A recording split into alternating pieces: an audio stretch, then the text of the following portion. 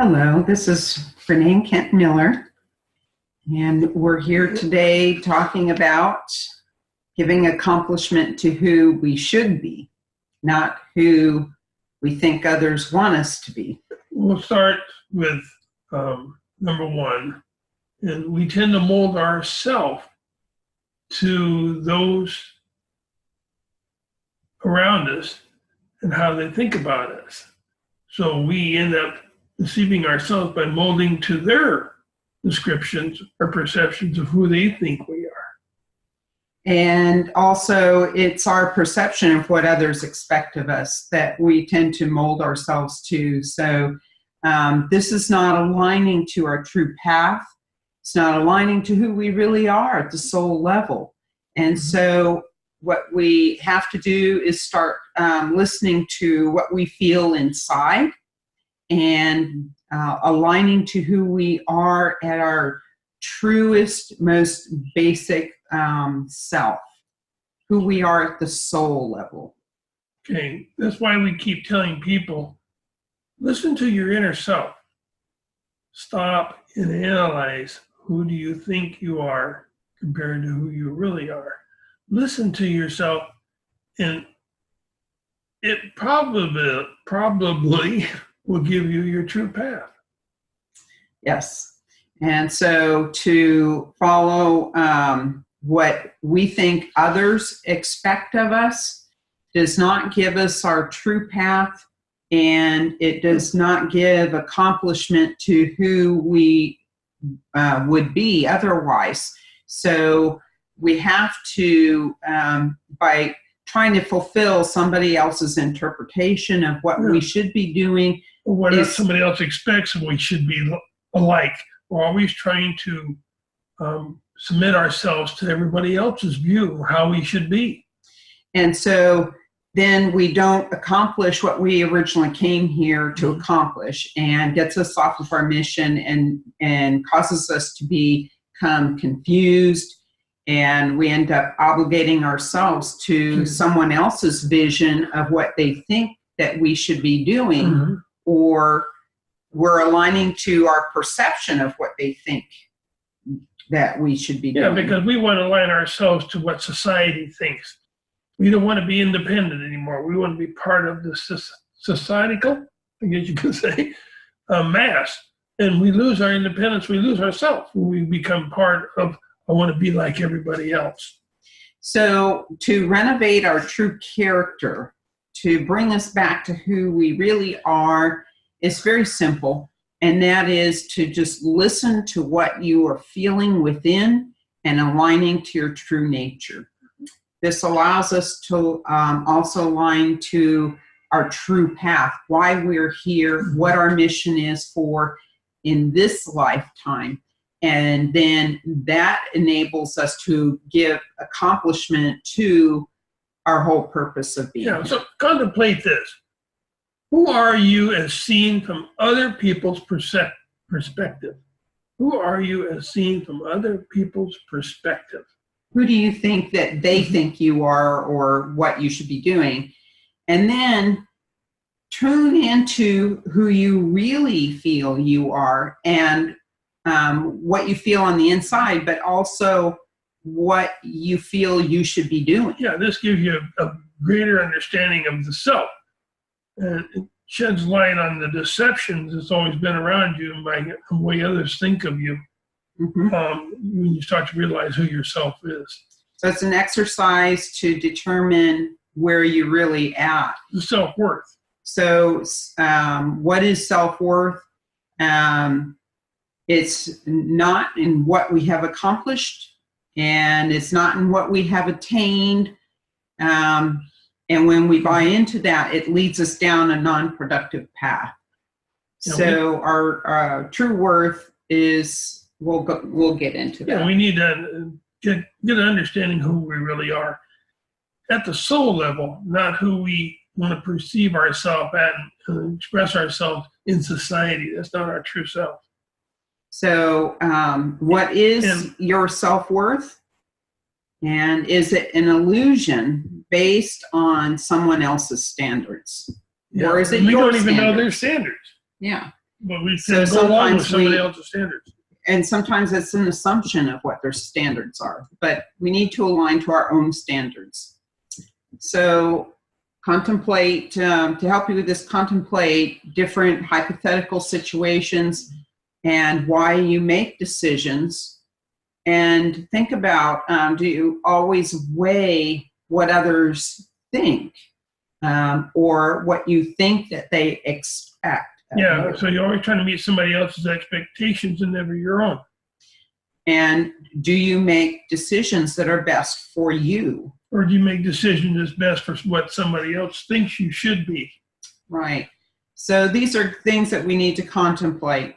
Don't ask others to participate in this. It is going to lead you down the wrong path that will draw false conclusions and just create more confusion for yourself. So this is a job for ourselves only. Yeah, so get to know yourself. Let it rise from within self-analysis. Self-analysis can bring about a lot of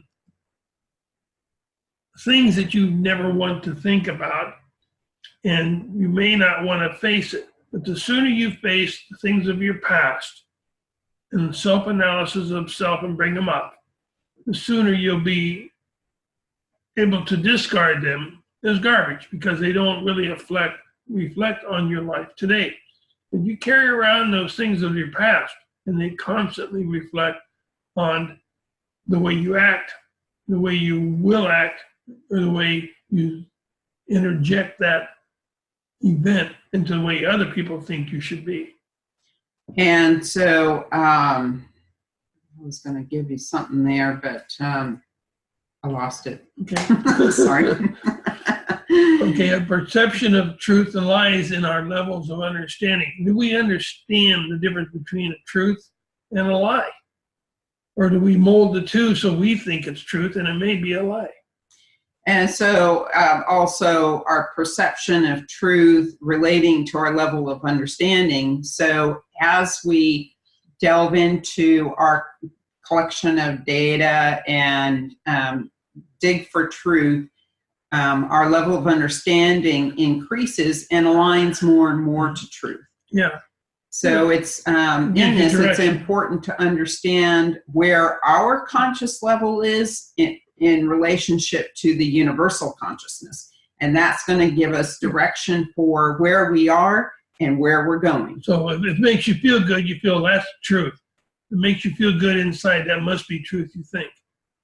So what is our reality? Yeah. And the perception of truth that aligns to who we are, and it makes us feel good inside, but that may not be truth as others see it, but what really counts is what your truth is. So we need to align to the truth as we see it ourselves, and a rational thinking and understanding of ourselves. And it does not rely on other people to accomplish that. This is a self journey here. Yeah. So if you really wanted to find out or to discover possibly your path here, you want to get away from doing everything as self. The self-worth is how can you use your time here on this planet to benefit your fellow man? How can you use your time to benefit all those around you?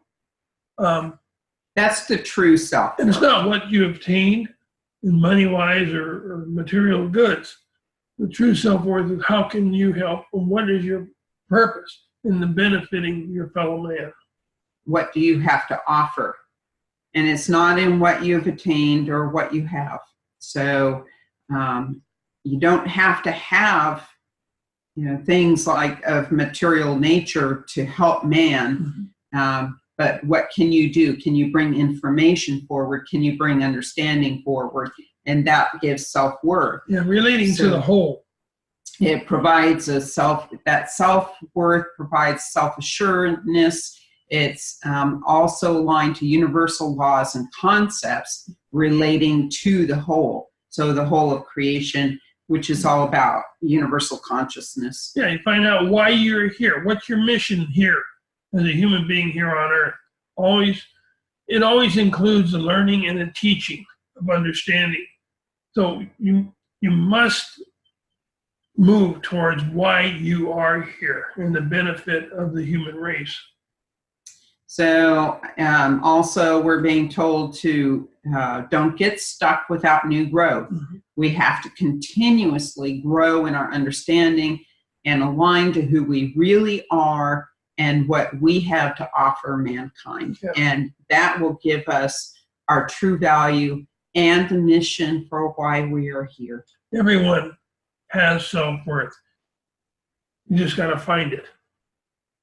And that will give you probably a direction towards your path and the mission of why you're here. So this concludes Chapter 5, pages 119 to 121. In the Augmentation of Man, a study in Renaissance, and our websites are? So you can visit our website, verdiance.com, for our blog, which goes into more detail than this YouTube. And we also have a Facebook site.